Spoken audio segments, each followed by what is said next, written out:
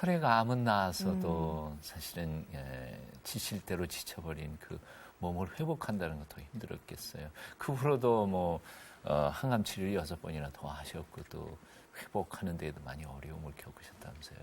네. 어땠어요?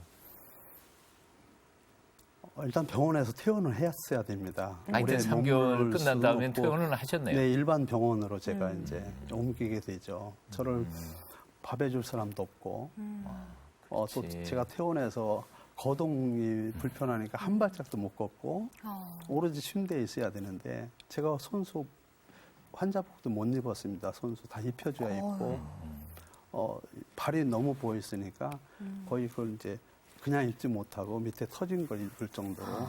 그러셨구나. 그랬죠. 눕고 일어나는 것이 가장 힘들었고요. 누우면 누운 자세로 그냥 있어야 됩니다.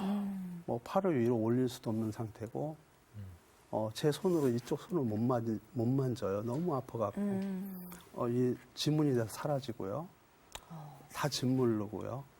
뭐 여기 다 갈라지고. 이제 집에 퇴원하셨어요. 집에서는 어떻게 사셨어요? 그 몸 가지고. 아들 때문에 살았던 것 같아요, 처음에는. 제일 먼저 아들한테 제가 용서를 구하고 싶은 마음이 있더라고요. 퇴원을 하고.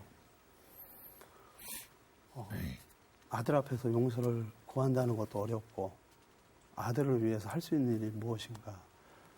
엄마 빈자리를 제가 채워주는 길밖에 없었던 것 같습니다. 그래서 이제 요리를 하게 되죠. 하나하나 정말 정성스럽게 아이를 위해서 해주게 돼요. 왜냐하면 그 전에 저희 아내는 거의 매일 생즙이라든지 또 과일 갈아서 주고 뭐 이런 것을 매일 아침마다 저희도 그걸 마시고 그렇게 하루를 시작하는 그게 일과처럼 돼 있었어요. 정말 비가 오나 눈이 오나 언제나 하루도 빠짐없이 매일 주방에서 6시 정도 되면 매일 그렇게 그런 소리가 들려요.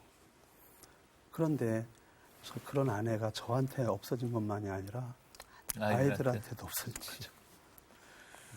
빈자리가 너무 컸네요.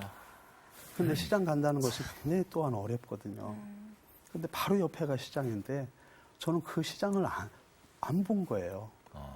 가락시장 다니고 청량리 시장 다니고 마장동으로 다니고 뭐 이러고 있는 거예요. 제가 배낭 메고. 제 앞에 버스가 와야 됩니다. 다행히 버스가 와서 쓰면 되는데 한 3발짝 정도 앞에 있으면 제가 못 가요. 버스를 갈 수가 없어요. 그런 상황에서 정말 시장을 다니게 했다는 거. 굉장히 무겁죠. 배낭에다 짊어지면. 근데 처음에 짊어질 뿐만 아니라 배낭을 메고 가면 처음에 이분이 어떤 분인데 좀 이상한 모습으로 보는 거예요. 나중에 제가 이런 아픔이 있습니다. 그렇게 얘기했더니 그러니까 당부를 삼은 거죠. 그분들. 그분들이 다 뚜껑을 열고 이렇게 넣어주게 되죠. 벗을 수가 없어요. 집에서부터 전부 이렇게 하고 가니까. 그래서 이렇게 장을 받아가 아들 위해서 식탁 처음엔 차려주시고. 그렇게 했죠. 그러면서 아들한테 용서의 마음을 구했던 겁니다. 그러면서 아들이 점점 저와 같이 마음을 열고 그 빈자리를 저한테도 빈자리였었지만 아들한테 또 큰 빈자리가 조금씩 좁혀지게 된 거죠. 함께 협력해가지고 빈자리를 채워가시는 거예요. 밥하는 게 그렇게 고민거리셨는데도 요즘에는 오히려 요리 연구가가 되셨다고요. 아내가 없는 주방을 보는 것만 해도 정말 아주 눈물겨운데 그래요. 제가 그 일을 하라는 거예요. 제가 그 음성을 제가 들었어요. 네가 제일 힘든 일이 뭐냐. 뭐 두말할 것도 없죠. 아내가 없는 것은 제가 굶는다는 거고 누군가가 그 부분을 대역해 주는 것도 아니고 그래서 제가 밥해 먹는 일입니다. 바로 나왔어요. 그 일을 제일 즐겁게 하라는 거예요. 이해가 안 됐지만 하나하나 이제 펼쳐주시는 것들이 저를 그리 이제 가게 만드신 것 같아요. 지금은 잘 움직이시죠? 네, 지금 잘 힘 좀 세지시고요. 네. 아유, 고생 너무 많이 하셨네요. 건강 회복하시고 자전거도 타게 되셨다고요? 조금씩 많이는 못 가지만 조금씩 재활 훈련이다 생각하면서 그렇게 이제 타게 되죠. 브레이크를 못 잡으니까요. 힘이 없어서 브레이크도 이렇게 잡을 수가 없어요. 그리고 페달을 돌리고 가다가도 내려올 수도 없고. 그래서 쓸 때도 엉거주춤 그냥 내리지 못한 상태에서 서야 되니까 굉장히 힘들었죠. 그저 누님이나 혹은 매형 보내주신 사과 그 배낭 2개 뭐 짊어지시고 또 자전거 타고 강변 다니시다가 뭐 음성을 들으셨다고요? 네, 그 당시만 해도 제가 이제 요리 연구를 하면서 가장 중요한 건 이제 효소라든지 소스라든지 그런 양념들을 주로 만드는 일에 제가 연구를 하게 돼요. 물론 그것이 다 아내의 일이었었던 거예요. 아내가 이렇게 다 해놨기 때문에 저는 이제 따라가는 거죠. 그러면서 요리를 이제 연구하게 되고 제가 먹거리를 찾으면서 이것은 어떤 야채로는 어떤 양념이 되고 과일로는 어떤 과일 양념이 될까. 사과가 굉장히 좋아요. 그거는 뭐 잼도 만들 수 있고 엑기스도 만들 수 있고. 진짜 연구 네, 연구 많이 하셨네요. 네, 그래서 이제 소스로는 아주 제격이죠. 그래서 저희 누님이 사과가 있대요. 김제가 고향이신데 그때 마침 이제 사과를 따게 되는데 새가 쪼아먹은 사과가 상품이 안 되잖아요. 그 사과가 있다는 거죠. 그걸 가지고 와야 되는데 그때 처음 제가 자전거를 타고 이제 배낭을 메고 가게 되는 거예요. 보통 평상시에는 그냥 걸어서 다녔는데 자전거를 타게 되겠죠. 휴경동까지 한 2시간이 걸렸는데 건강한 사람도 힘들어요. 네, 이렇게 담아주는 거예요. 배낭에다가 사과도 담고 뭐 캔도 담고 뭐도 담고 뭐 온통 먹을 거죠. 뭐 먹을 것만 엄청 담아주더라고요. 근데 하나로 부족하니까 또 하나를 더 담아주는 거예요. 근데 메고 올 일이 걱정이더라고요. 저걸 어떻게 다 멜까. 그렇죠. 근데 누나 이거 무겁다 그러면 하나 두고 가라고 할까봐. 욕심은 나시고 네, 몸은 안 되고. 2개를 다 메고 오는데 그야말로 굉장히 힘들었죠. 네, 그렇게 너무 뭐 물고기가 허리가 휘듯이 휘청휘청 할 때마다 내릴 수가 없잖아요. 그러니까 내린다 이제 휴식을 취할 경우에는 다시 출발하는 게 네, 힘들고. 그냥 이렇게 서서 배낭을 뒤에 있는 안장에다 조금 내려놓고 이렇게 쉬었다가 왔다 쉬었다 왔다 하는데 강변도로를 다 이제 끝나고 저희 이제 망원동 집으로 들어갈 때 거기서 그걸 내려놨어요, 배낭을. 너무 지치고 힘들어가지고 배낭을 물끄러미 쳐다보고 있는데 그때 예수님의 음성을 듣게 되죠. 나사로를 아느냐 그러더라고요, 음성이. 네. 그래서 나사로 모르는 경우는 없잖아요. 근데 나사로를 계속 잠깐 생각하고 있었는데 그 나사로의 행적에 대한 관심을 제가 갑자기 갖게 된 거죠. 왜 그는 저한테 그런 물음을 주셨을까? 성경에는 기록이 안 돼 있지만 죽었다 살아난 나사로가 어떻게 했겠느냐. 어떻게 살았을까? 네, 그걸 저한테 보여주신 것 같아요.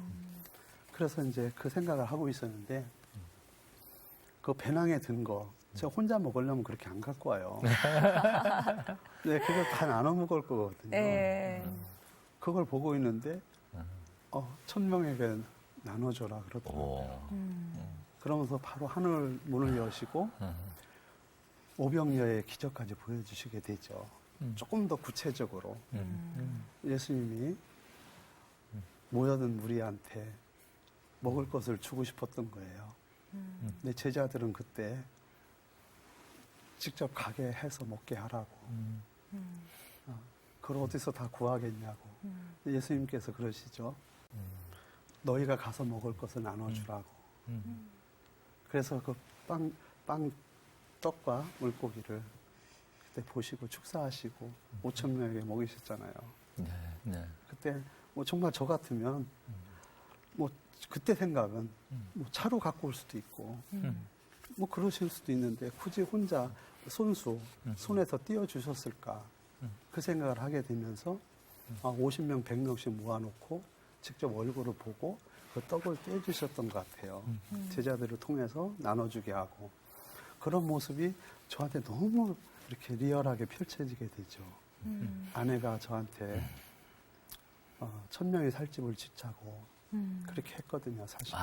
돌아가시기 전에. 전날. 배낭에 있는 것을 1000명에게 먹여라. 그럴 때 아내 생각 많이 하게 됐습니다. 아내와 품었던 비전을 다시 한번 확인하셨네요. 확인하셨네요. 네, 그렇게 된 거죠.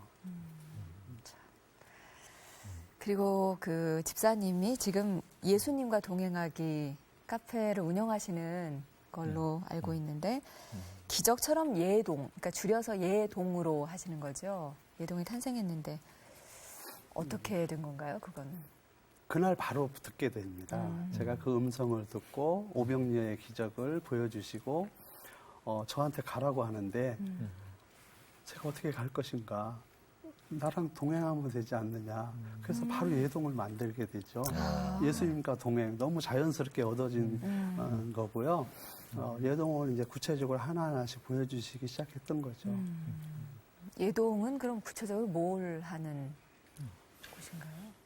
섬기는 일입니다. 제 아내가 섬기는 일. 물론 미처 못했던 부분, 제가 발만 담그고 있었던 부분들, 그런 것들을 이제 제가 해야 되는 소명으로 제가 알게 됐고요. 가장 사람이 취약할 때, 그 부분은 내가 아팠을 때거든요. 상처를 받았거나, 네. 부부 중에 한 사람이 이별했거나, 또는 그로 인해서든지 또 예기치 않은 그 질병으로 가장 시리에 빠졌을 때 작은 하나님의 음성을 듣게 해주는 그런 부분의 역할을 하고 싶었던 거죠. 그러니까 집사님이 경험하셨던 것들, 그 아픔과 고난의 세월을 기억하시면서 똑같은 아픔을 당하시는 분들이 이렇게 혼자 고생하지 않도록 힘이 되고 격려가 되어주는 그런 모임이 바로 예동 모임이네요. 참. 나 혼자 잘 버텨왔으면 이제 그냥 나 혼자 잘 살면 되는데 네. 하나님이 주신 그 사명으로 받고 그 일을 감당하시게 돼서 너무 고맙고 감사하죠. 네, 참 귀합니다. 네. 이제 활동하신 지는 얼마나 됐어요, 예동이? 11월 5일 날이